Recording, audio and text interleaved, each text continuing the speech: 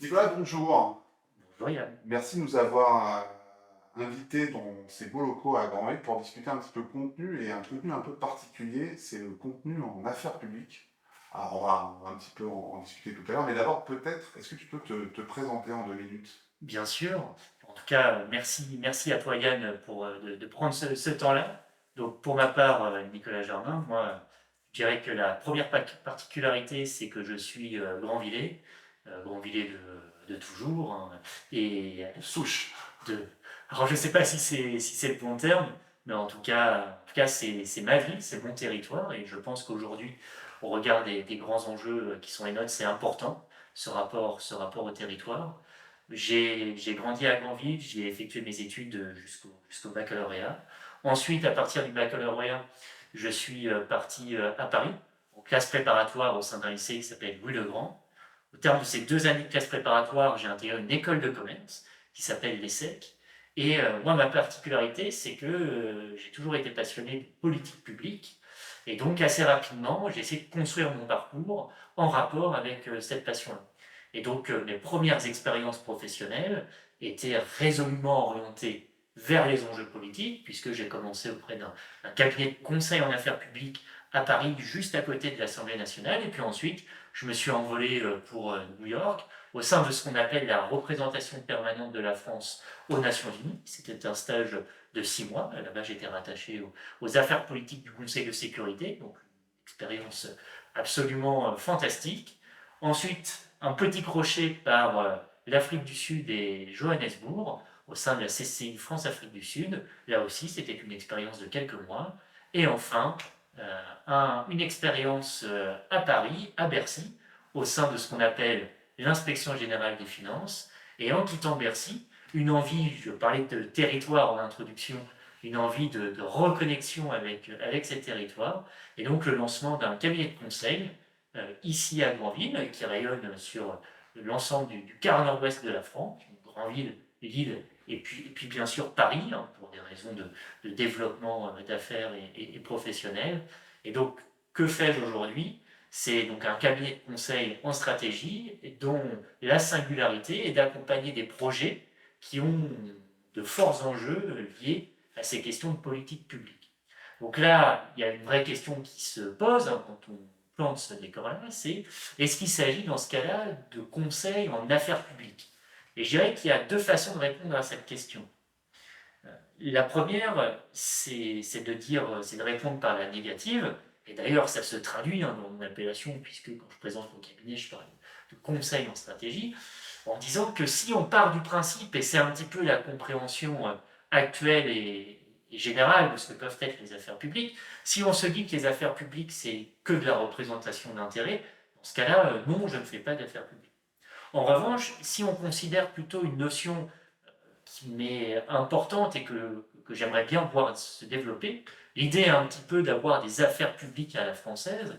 Donc, affaires publiques à la française, ça voudrait dire quoi? Ça voudrait dire de considérer les affaires publiques comme étant un grand chapeau dans lequel on va mettre un certain nombre de corps de métier, à la fois la conduite de projet, à la fois le développement d'affaires, à la fois de la communication d'influence et puis, je dirais aussi, du développement territorial accompagne des collectivités ou des secteurs publics, eh bien, si on a cette compréhension globale des affaires publiques, dans ce cas-là, oui, ce sont des affaires publiques. D'accord. Disons, c'était une présentation déjà. Je sais, tu me dis C'est un, s'il faut, c'est un politique. Il est déjà prêt. tu me dis s'il faut raccourcir. Je suis sûr, en 2 minutes déjà, il a pris toute la parole. Non, mais c'est très clair. Alors, juste un petit rappel là, sur ton parcours, parce que ça m'intéresse. Tu es passé donc par l'inspection générale des finances, Tout à fait. qui n'est pas le lieu le plus glamour qu'on peut imaginer. Est-ce que c'est un repère d'aigri comme on peut le penser, ou est-ce que vraiment il y a. Qu'est-ce qui se passe là-bas? Parce que, hein, pour rappeler, c'est là que vont nos impôts, c'est là que sont traités un petit peu le budget, les finances de l'État. C'est pas le lieu le plus hype en fait de la République aux yeux, Alors, aux yeux des contribuables. alors, justement, Yann, l'inspection générale des finances, c'est absolument pas ça. L'inspection générale des finances n'a rien à voir en fait avec les directions des impôts, les services des impôts. L'inspection générale des finances, c'est un corps d'État dont la vocation, je dirais elle est au moins double. La première, c'est d'apporter, en tout cas c'est d'être dans un rôle de conseil auprès du gouvernement, c'est-à-dire que les différents ministres vont solliciter l'inspection générale des finances sur des problématiques très précises, par exemple d'études de ce qu'on appelle les dépenses fiscales de l'État, autrement appelées les niches fiscales de l'État, je ne sais pas, des questions de l'ordre de quel sera l'avenir de l'industrie en France, comment la positionner. C'est donc un rôle de conseil, donc c'est de la production de rapports, c'est de la production d'idées, c'est de la production de recommandations et de propositions qui ensuite sont présentées au gouvernement, au ministre qui a commandé le rapport et qui ensuite a la liberté ou non de mettre en musique, mettre en pratique ces recommandations-là. Ça, c'est ce premier rôle, un rôle de conseil. Et puis un deuxième rôle, davantage de vérification, ça c'est sa vocation historique, c'est de vérifier que effectivement les différentes administrations françaises utilisent correctement les données de l'État, etc. Et d'être dans une logique d'accompagnement. Exactement. Mais on est très loin des directions des impôts. C'est pas des directions, c'est du conseil en fait. C'est du conseil et une partie également de contrôle et de vérification. Mais ça, je dirais que c'est ce qui fait aujourd'hui l'inspection générale des finances. Et alors, ce que tu disais sur le côté glamour, alors peut-être qu'effectivement, il y a la représentation qu'on peut avoir du ministère de l'économie et des finances, de représentation assez grise, avec une succession un petit peu kafkaïenne de bureaux dans des longs couloirs, etc. C'est le cas. Alors effectivement, les couloirs sont plutôt longs et pas forcément extrêmement colorés, mais on peut s'y sentir malgré tout à l'aise. Il y a un côté glamour, en revanche, au-delà des bâtiments et des bureaux en tant que tels, autour de ce que l'on y fait et pourquoi on y est.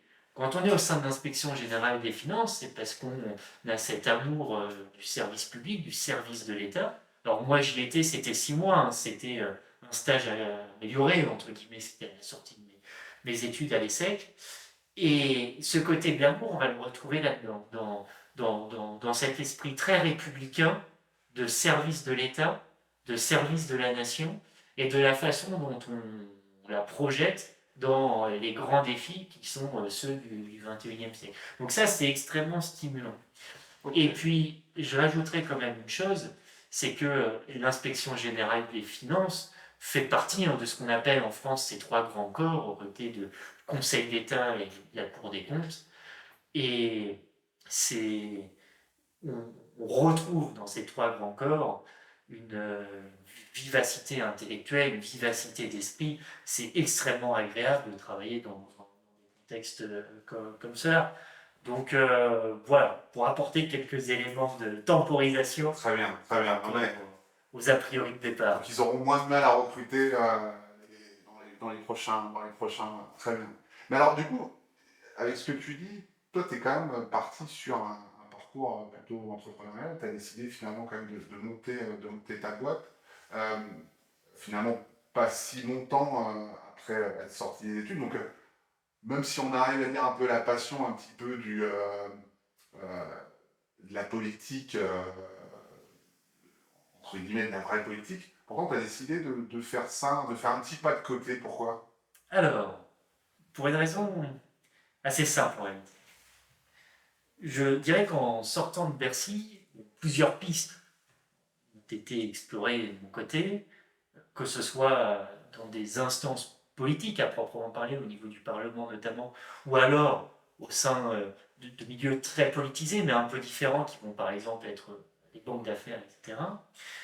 Et puis, bon, j'avais pas forcément envie d'aller au Parlement dès maintenant à 24 ans, et puis j'avais pas forcément non plus une âme de banquier, qui sont des métiers formidables, mais c'est pas forcément dans cette voie-là que je me reconnaissais le plus.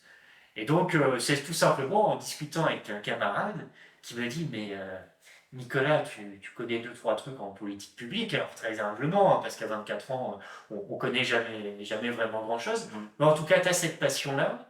En plus, tu aimes éperdument tes territoires. Donc, il y avait Granville dans l'équation, et puis après, il y a les Hauts-de-France qui se sont greffés assez rapidement, parce que toute ma famille est picarde, et puis ma compagne, à ce moment-là, travaillait à Lille.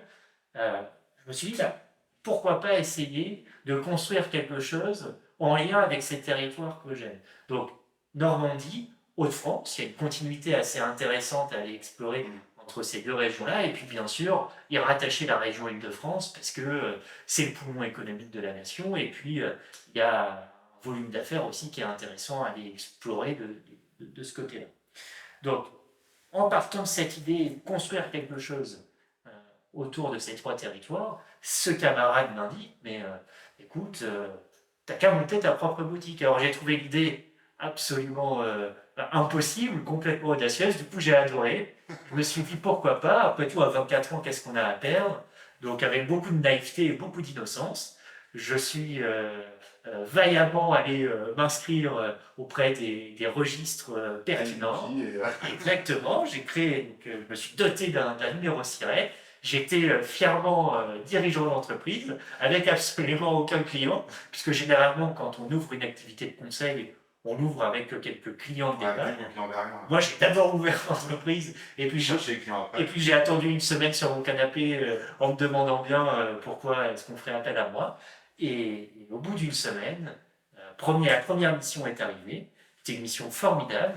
La mission, c'était une mission de conduite de projet, toujours dans cette interaction publique-privée qui caractérise les activités de mon cabinet. Ouais. Et donc c'était une mission qui visait en fait à accompagner le développement technique, le prototypage d'une solution technologique de pointe qui servirait à une institution publique nationale de premier rang dans le cadre de ses processus métiers.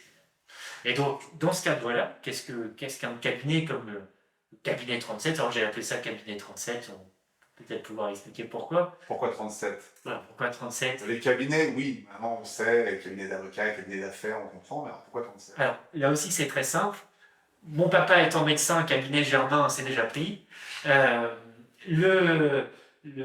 puis finalement, en fait, le siège de mon cabinet se situant, en tout cas, ayant été situé à son démarrage au 37 rue de la Houle à Granville, je me suis dit, faisons le choix de la simplicité, cabinet 37. Après, on m'a expliqué qu'en termes de numérologie, 3, c'était la trinité, 7, la perfection, et que quand on fait 3 plus 7, je suis un passionné de football, ça fait numéro 10. Je me suis dit que là, en termes de numérologie, on était plutôt pas mal, et donc j'ai retenu cabinet 37. Donc superstitieux.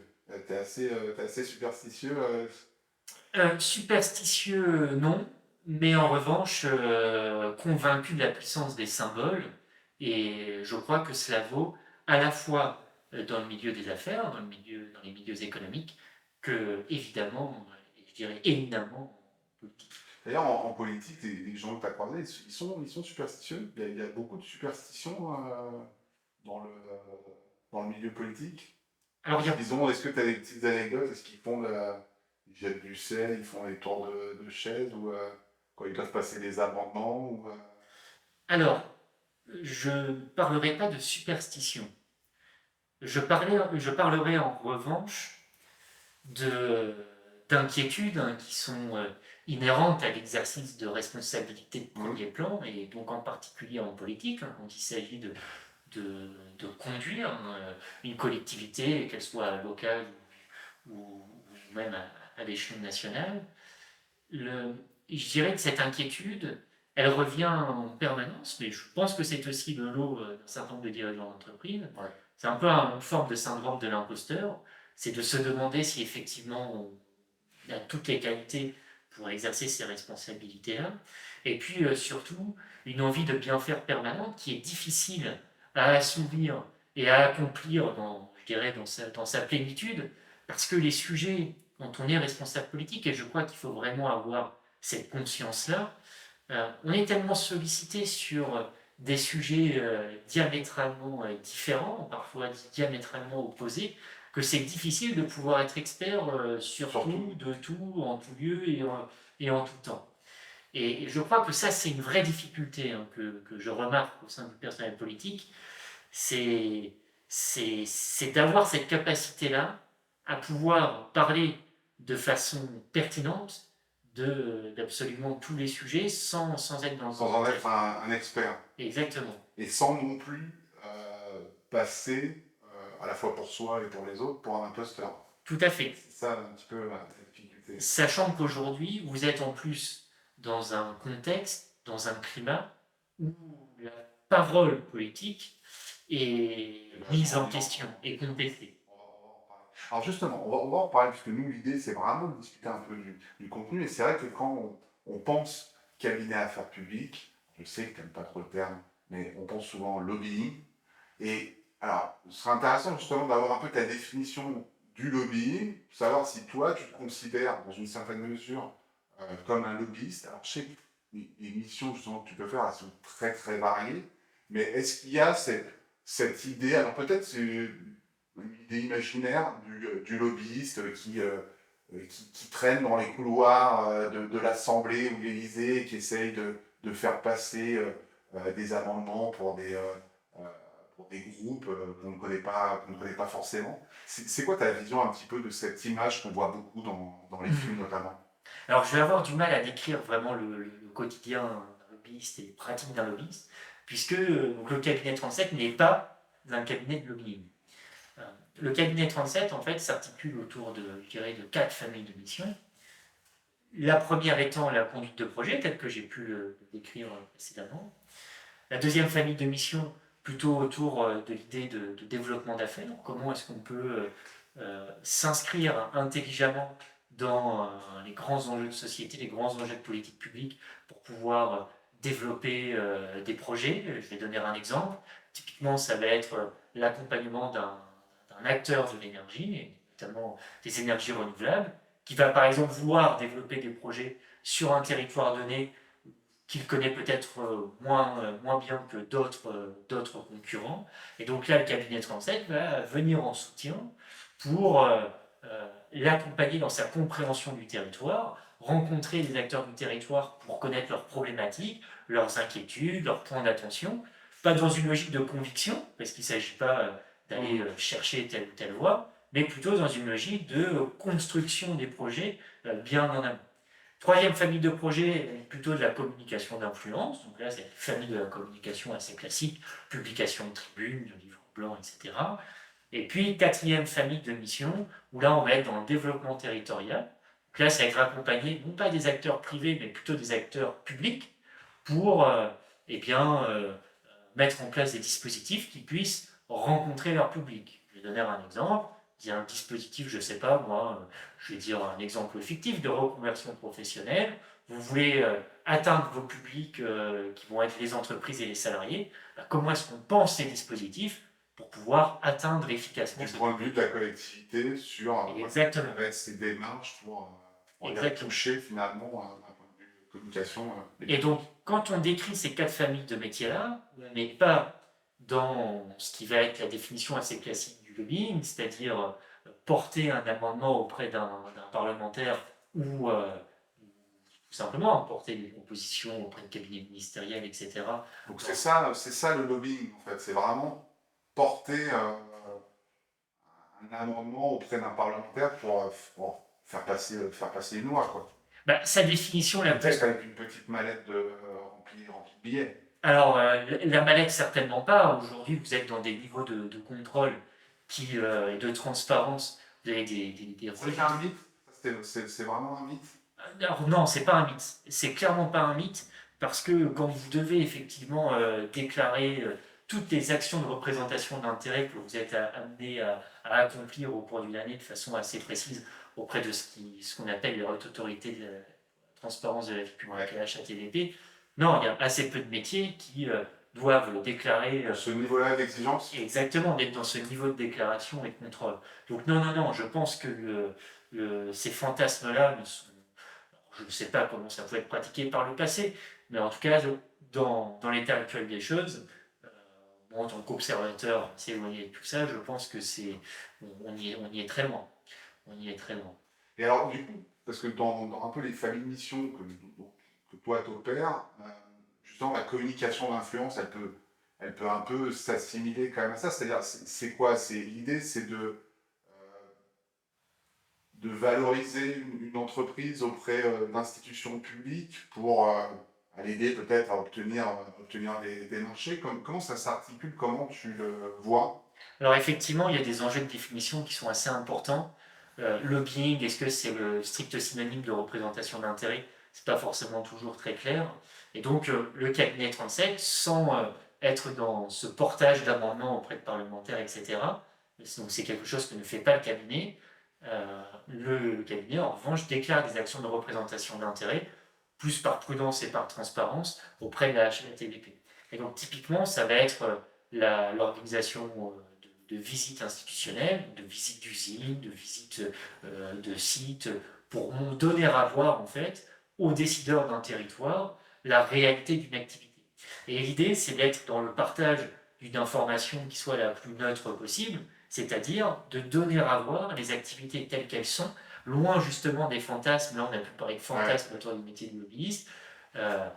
L'idée, c'est de donner à voir sans enjoliver, sans prétendre que dans telle activité, tout est rose ou pas, mais c'est de donner à voir les activités telles qu'elles sont, avec leurs difficultés, avec leurs problématiques, et puis de voir comment est-ce que collectivement, on peut faire en sorte, d'avoir des territoires dynamiques, qui développent de l'emploi, qui développent de la valeur, parce que la vraie concurrence aujourd'hui, elle est évidemment internationale et mondiale. Et aujourd'hui, pour un territoire, pour une entreprise d'un territoire, l'enjeu, c'est pas seulement d'exister à l'échelle de son périmètre, mais c'est aussi d'être dans des stratégies de conquête vis-à-vis de l'extérieur. Global, ouais. Exactement. Et je pense que les vrais enjeux sont là. Et c'est pour cela que tout l'enjeu d'un cabinet comme le cabinet Transsect, c'est de créer du lien entre ces deux mondes, public et privé, je dirais qu'ils font face à un paradoxe, c'est que d'un côté, vous avez dans les médias un peu, je dirais, le partage d'une vision, d'une forme de connivence entre ces deux mondes-là qui pourraient ne pas être saines. En réalité, sur le terrain, on se rend compte plutôt au contraire que ce sont deux mondes qui se connaissent très mal et qui ont de vraies difficultés à interagir l'un avec l'autre. Donner un exemple, je pense que l'un des grands enjeux de divergence entre ces deux mondes, public et privé, se trouve au niveau de la temporalité. C'est-à-dire que l'acteur public, sa temporalité, c'est la projection de son administration et plus largement de la France ou des collectivités dont il dépend. La durée de son mandat, en fait, pour les acteurs, on va dire. Tout à fait. C'est la projection sur le temps long. Et c'est pour cela, généralement, que quand on parle de projet en lien avec les politiques publiques, généralement, on dit attention, voilà, ce sont des démarches qui. Sur le temps long, sur plusieurs années. Le monde du privé, au contraire, c'est l'urgence permanente, parce que vous avez des enjeux de survie derrière.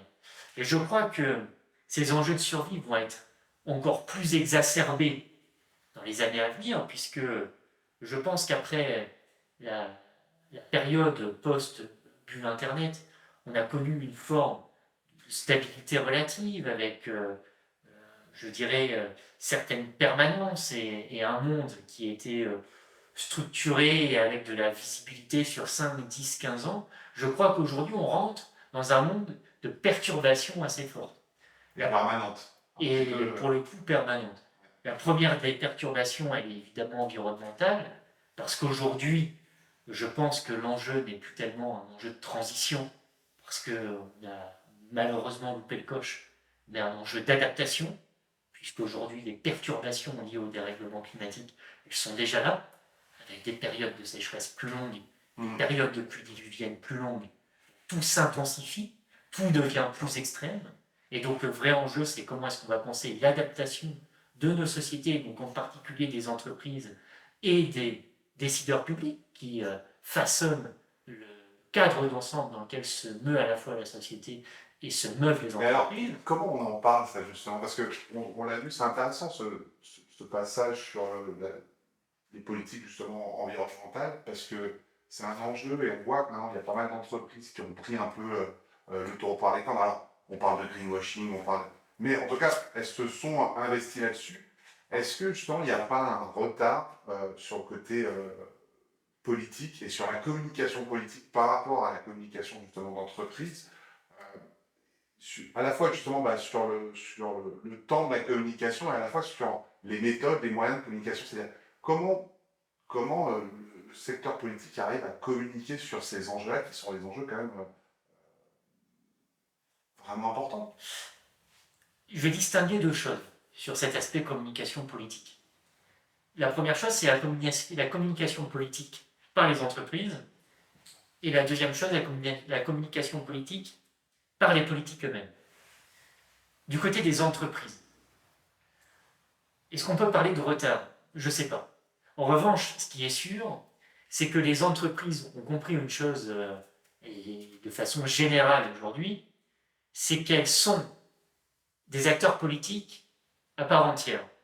Quand vous êtes une entreprise, que vous avez des usines, des entrepôts, des sites de production ou même simplement des bureaux, vous avez une empreinte sur votre environnement, sur votre territoire, auprès aussi des personnes qui vivent au sein de ce territoire-là. Quand vous êtes un acteur de la grande distribution, vous avez un rôle politique à la fois dans la construction de vos supermarchés, parce que vous avez un impact paysager, vous avez un impact sur la population locale parce que vous apportez des éléments de réponse à des problématiques d'inflation, de pouvoir d'achat, etc.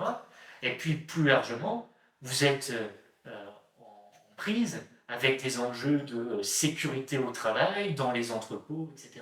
Et donc les entreprises ont un rôle éminemment politique, parfois même un impact politique qui va être supérieur à certains politiques eux-mêmes, parce qu'elles ont des leviers de décision et des leviers de financement qui peuvent être importants. Et donc ça, c'est ce qu'on a synthétisé avec ces termes de RSE. Et aujourd'hui, je pense que les quasi-totalité des grandes entreprises sont résolument orientées dans ce mouvement de comment est-ce que j'inscris mon activité dans, je dirais, un cadre plus global qui est celui de la société et de l'intérêt général. Ça, c'est quelque chose de général et c'est quelque chose d'indispensable. Du côté de la communication politique par les politiques, moi, je regrette une chose.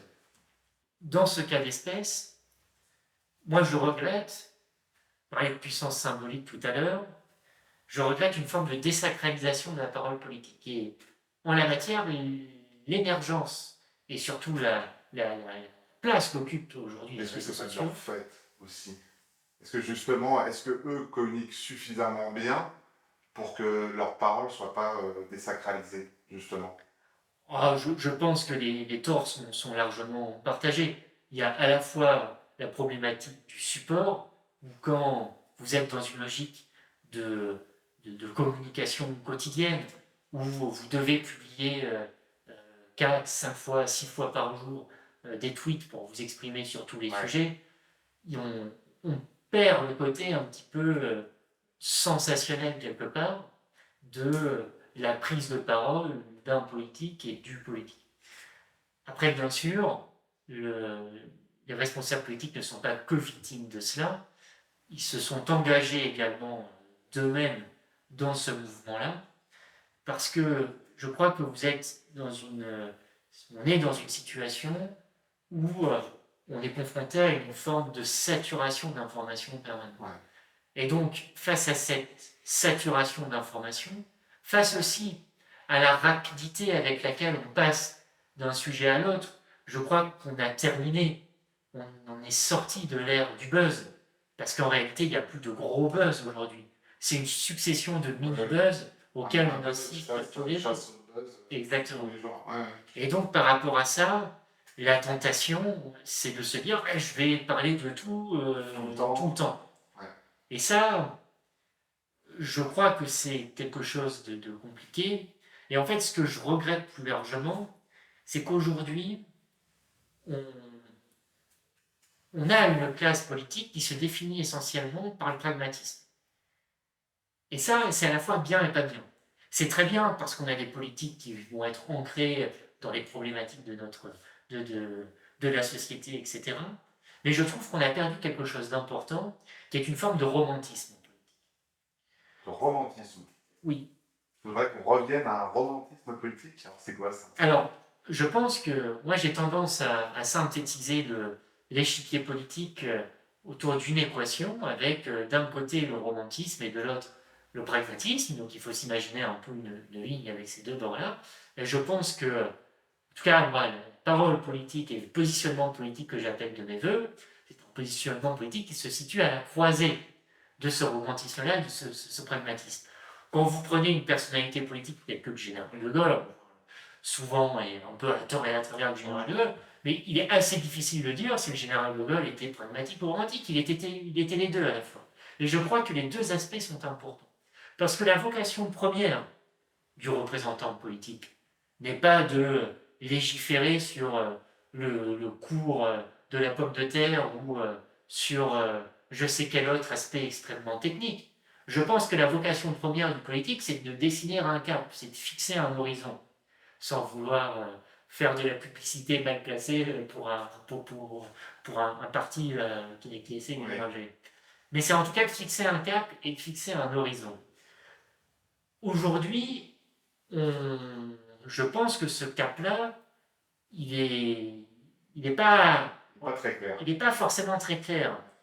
Et on assiste à quelque chose d'assez paradoxal, c'est que d'un côté, on n'a jamais vu autant de candidats potentiels à une élection présidentielle, par exemple, et de l'autre, le sentiment de ne trouver aucun candidat qui représente ses idées, qui représente ses convictions. Parce que je pense que l'échiquier politique s'est globalement brouillé, on a du mal à définir des caps assez clairs et les assigner aux différentes forces politiques en présence, si ce n'est peut-être les extrêmes, et c'est probablement ce qui explique la vitalité des extrêmes dans notre pays. Exactement. D'ailleurs, parce que c'est un peu un sujet européen aussi, finalement. Exactement. Et je crois qu'aujourd'hui, l'entreprise qui a été celle du président de la République de brouiller les cartes, en tout cas sur, je dirais, un segment qui va du centre-gauche au moins au centre-droit, c'est quelque chose qui, aujourd'hui, est plutôt regretté par une partie de la population qui aimait la clarté des clivages qui pouvaient exister par le passé. Être socialiste, ça voulait dire quelque chose. Être de droite, c'était pas anodin non plus. Donc il y a, je crois, un sujet de clarification de l'échiquier politique qui est important pour servir justement ces enjeux de communication politique. Et justement, ce que tu disais, c'est finalement, parce que sans doute, cette espèce de brouillage dont tu parles est à jouer, mais justement, cet effet de surcommunication sur tous les sujets, tout le temps, peut-être ça nous a sorti aussi d'une communication qui est finalement peut-être moins glamour, peut-être moins d'actualité, mais qui est vraiment une communication plus de vision. Et donc, être en capacité de se retirer des petites phrases, des petits tweets, pour finalement prendre plus de hauteur et communiquer sur une ambition plus importante, c'est peut-être ça aussi les enjeux de communication à avoir. Il y a un enjeu de recul, et il y a aussi un enjeu de posture. Ouais. On parlait tout à l'heure de perturbations, notamment liées au dérèglement climatique. Il y a d'autres perturbations très importantes. Perturbations sociales. Là, on a les récents événements liés aux émeutes urbaines en témoignent. Je pense que face à ces perturbations et face à ces radicalités qui s'expriment avec une force extrêmement vive et importante, je pense que le rôle du politique est d'apporter quelque chose qui relève de la rondeur, de la générosité. Et moi, je rêve de cette parole politique-là qui soit en capacité de créer quelque chose qui s'effrite durablement, je trouve, c'est ce sentiment d'unité. Et ce sentiment d'unité, il est multiple, il est géographique. La France, c'est l'ensemble de ses territoires. Métropole, espaces ruraux, et comment est-ce qu'on pense cette ruralité, cette unité-là? L'unité, elle est temporelle, elle est comment est-ce qu'on pense l'action de la France par rapport à son passé, par rapport à son présent et les enjeux très forts qui se présentent à nous d'intelligence artificielle et d'autres, géopolitique bien sûr, et d'avenir. C'est quoi la France dans le monde multipolaire qui est en train de se façonner et dans le monde de radicalité radicalement différent qui émerge sous nos yeux. Et puis, je dirais, unité également de la population, euh, l'ensemble des discours, parfois euh, terribles, qui peuvent avoir lieu sur les sujets d'immigration et autres, qu'est-ce qu'être français. Moi, je pense que le premier devoir d'un responsable politique, c'est de ne reconnaître que des Français comme enfants de la République. Au-delà des questions de religion, d'orientation personnelle ou autre. Et je pense que cet enjeu d'unité, cela doit être la ligne de conduite principale de nos responsables politiques. Et ça, c'est un enjeu de posture vis-à-vis des radicalités auxquelles on doit faire face. Et c'est parce que tu dis c'est un jeu de posture, hein. Beaucoup de politiques ont cette posture-là, on va dire, justement dans leur communication, et en fait, on s'aperçoit que c'est souvent c'est des codes qui sont très radicales, justement. Là, je prends un exemple assez récent où j'entendais Emmanuel Macron qui parlait de stopper justement les réseaux sociaux euh, dans des cas d'urgence un petit peu comme les émeutes. Pas d'avis vraiment, enfin, mon sujet, c'est pas la mesure en elle-même, mais c'est une mesure ultra radicale. Et donc, c'est une communication qui est très, très radicale. Il a fait le reproche d'ailleurs, je traverse la rue pour trouver un job, c'est les politiques, pas que, hein, mais sont rentrés quand même dans une ère de communication assez radicale, avec des petites phrases très tranchées, parce qu'on a l'impression que c'est ça qui fait un petit peu le buzz. Et l'idée, ce serait de retrouver un peu une communication peut-être un peu plus en rondeur, mais est-ce que ça suffit pour les enjeux aussi à venir? Plus l'enjeu est grand et plus on a envie aussi de mettre un peu de radicalité là-dedans.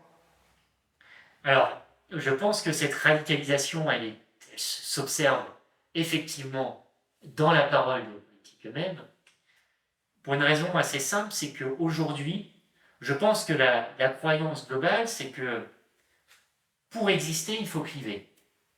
C'est-à-dire que pour exister médiatiquement, pour émerger dans les fils des réseaux sociaux, Twitter, Facebook et autres, il faut avoir une parole clivante qui va susciter des confrontations, du commentaire, du like, du pas like, parce que justement ça va générer de l'attraction communicationnelle. C'est vrai, c'est juste, ça génère de l'attention. Mais je pense qu'il faut sortir de ça. Et pour ça, il faut être suffisamment embarqué par ses convictions, suffisamment authentique dans ses prises de parole, pour dire parfois, eh bien, ce que je recherche à tout prix, c'est peut-être pas le, le comment dirais-je, Buzz du moment. le tweet qui fonctionne bien et qui de toute façon va s'épuiser assez rapidement. Donc il faudra que je sois encore plus radical le coup d'après pour émerger de nouveau. C'est une course sans fin. C'est une course sans fin. Et je crois qu'à un moment donné, nous allons avoir besoin de responsables politiques suffisamment forts et sûrs de leurs convictions pour sortir de ces logiques-là. Et donc, toi, tu donnerais quoi justement comme, peut-être comme conseil, alors ça peut être un peu présomptueux, mais justement à une nouvelle génération de politiques en termes de communication? Est-ce que c'est de ne pas aller du tout sur les réseaux sociaux? Ce serait quoi un petit peu les conseils que tu pourrais leur donner en termes de représentation et de communication? Et on va essayer de conclure avec ça. Je pense que ça relève avant tout d'un savoir-être et je dirais qu'il y a une chose qui est essentielle dans le bagage d'un responsable politique, qui est évident, mais qui ne se retrouve pas forcément tout le temps, c'est la sympathie.